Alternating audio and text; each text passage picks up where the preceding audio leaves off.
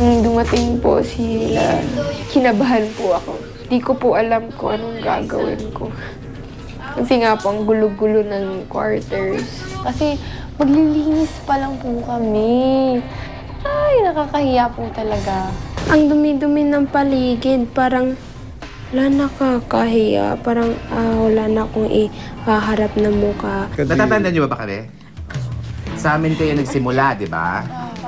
Sa amin kayo, kami ang nagpasok sa inyo dito. At lahat kayo nag-change na. Kaya lang, ngayon na 5 na lang kayo, yung pamumuhay ninyo, gusto namin makita kung angkop nga kayo, kung bagay kaya ninyo yung showbiz. Hindi lang ito kanta-kanta di ba? So, that's why ngayon pa lang, parang, actually sa CR, kanina nung pumasok kami sa CR, alam mo yung CR ng mga girls. Grabe. Uy, babae kayo.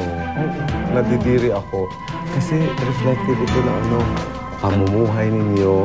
Maski na mahirap, hindi rason yun para magiging madumi.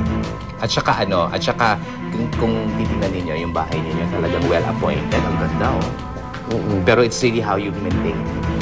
Let's go to the room, Siwan. Kakatakot po sila. Very po nila.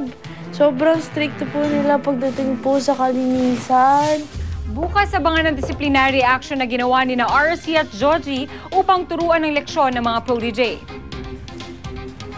At sa linggo, pakatutukan kung sino ang magpapakita ng disiplina hanggang sa entablado at kung sino-sino ang magpapatuloy hanggang sa dulo ng kompetisyon. Ito ang mga drama at kwentong hindi nagtatapos sa entablado. Ito ang Inside Protege. Maski daga, tatanggihan yan, darling. Utang na loob. Hindi pwede pa to. Ewan ko, RC. Baka 3 linggo na yan. Pwede mo ibigay sa museum.